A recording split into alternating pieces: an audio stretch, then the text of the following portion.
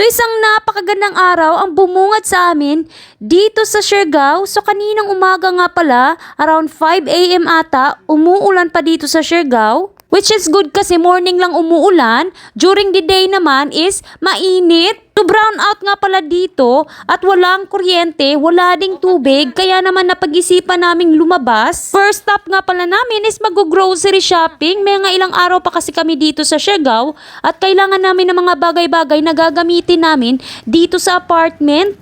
So papasok nga pala yung apartment na pinagstayhan namin at pagkalabas mo is Tourism Road na. Naghahanap nga pala kami ng laundry shop, kakailanganin kasi naming magpa-laundry, ang dami ng labahin, hindi kami nakapaglaba nung isang araw pa.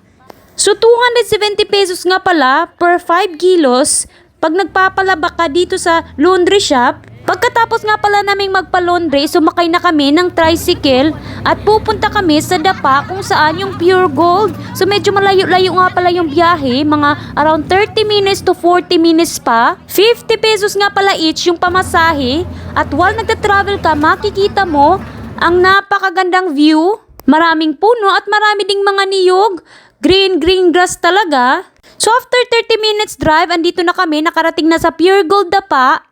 Ito lang pala ang Pure Gold dito sa Siargao at wala nang iba. So magta-travel ka kung gusto mong makapag-grocery ng marami. Namili kasi kami sa General Luna no isang gabi at medyo doble yung presyo. Kaya naman nagbiyahe na lang kami dito pa Pure Gold. So ito na, nakapuno na kami ng trolley at ang dami na naming napag-grocery. Total nga palang nabayad namin is around 9,000 pesos. Pagkatapos mag-grocery is nagbiyahe na naman kami pabalik sa General Luna. Sobrang nag-enjoy talaga yung mga anak ko, pati na rin si Mister at ang buong family. Marami nga palang binibintang watermelon dito sa side street papunta sa General Luna. Nag-stop over nga pala kami at si Mister gustong-gusto talaga kumain ng watermelon. Ito yung mga wishlist niya na kainin dito sa Pilipinas. Madam! Vlogger ka no! Ay! Pa-picture ako! Binubaybayin ko yung ano mo! Picture! Ano mo yung mo? Oo! Sige ko na kumakitaan. Mag-like ako sa imo mga kuwan, oy! Ay! Nagwapa ni madam sa personal! Tika lang picture! Sorry, gano'n pa sir. Sir, isa imong watermelon kay kang madam yung watermelon. Ay, ako sa miraw. Ay, idol ako! Idol ko to! Idol ko yan! Ay, kita ko, ay, yung kambal! Ay, andyan yung kambal! Isa-isa ba? Pangiwa ha, pangiwa. Sabi sila pangiwa, May. Kaplan ba yung No, 1, 2, then should we get Tinala ko masisir, nakita ko, nakilala dito.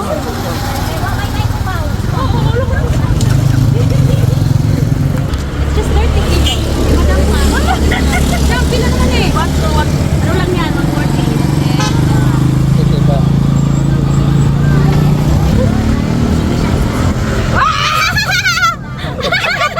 Oo, sa mga Bisaya, ano maminggit yun. Wala na. Tiog pila ni? 240 tanan. 240 tanan. Anak kita na ko siya mo ko. Upaw, klaro kayo. Very hot. Sinaw. Very Asa to imong manghod daot ito mong guwang na imong iwan dito po katong laki. Tas sali silang. Morit po. Nara ko dire. Morit po to inig ka kanang kuan. Uy, okay ra. Hala, thank you. Thank you, sir. Thank you.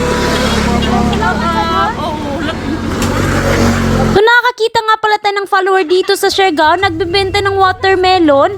Shoutout nga pala kay ate at thank you sa panunood sa McPherson Family Vlogs. Pagkatapos nga palang mamili ng watermelon is nagpunta naman kami dito sa Tiangge. Ito nga pala yung community market nila dito sa Siargao, sa General Luna. Dito mo mabibili ang mga iba't ibang fruits at saka mga gulay. Meron ding mga fresh meat, seafoods at iba't ibang mga pang-ulam. So mga ganitong market hindi ko talaga ito makikita sa New Zealand at yung mga iba't iba talaga mga gulay binibenta nila doon. Kapag umuwi talaga ako sa Pilipinas, gustong-gusto ko talagang mamalingki kasi naman gustong-gusto kong makabili ng mga gulay na gusto kong kainin. So nakakita din pala ako ng siniguelas. Ito nga pala yung parang plum sa New Zealand.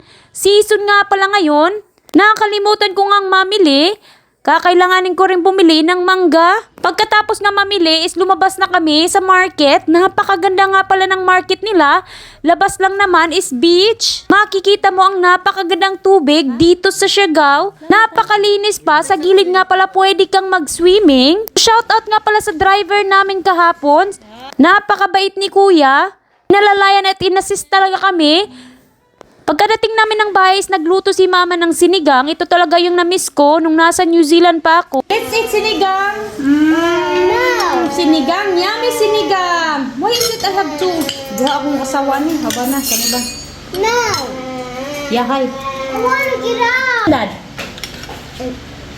Peanut. People do this. Is that? Dagaw. Is that Siargao? Very sweet. Very sweet? After naming mag-lunch is napag-isipan namin na mag-swimming. Hindi pa namin nakita yung beaches dito sa Siargao. Yung mga anak ko is excited na makapagtampisaw. So, medyo malayo-layo nga pala yung mga public beaches at sasakay pa kami. So pumasok na lang kami dito sa tapat ng kalsada kung saan kami nagsistay. Mag-o-order lang kami. Ito nga pala ay palang restaurant ata with accommodation. Pagkapasok namin, napakaganda nga pala. Ang dami talagang mga tanim. Ito talagang gusto kong vibes. Siguro kapag gusto kong magkabahay, ganito din gusto ko na merong mga tanim at mga iba't ibang mga puno. So nakarating na nga pala kami dito sa front beach at medyo high tide nga pala. Napakaganda ng lugar at tingnan nyo naman, pwede kang kumain dito by the beach.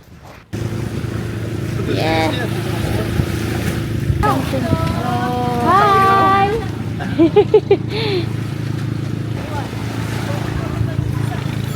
Dang, dali yang.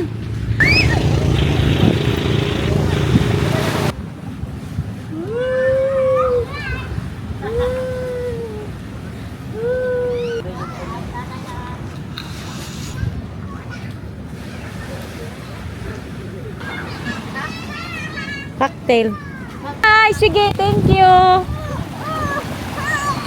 Pagkatapos nga palang magtampisaw, is nagbayad na si Mr. Nag-order lang naman kami ng drinks at babalik na kami sa accommodation. Nakuha na rin ni Mr. yung pinalaundry namin kaninang umaga, so napakadali lang pala. Pinauna nga pala namin yung pamangkin ko at yung mga bata at si mama. Bibili pa kasi kami ng chicken for dinner. Unfortunately, wala pang luto. So guys, thank you for watching this video. I hope nag-enjoy kayo at sa susunod naman na vlog. Bye!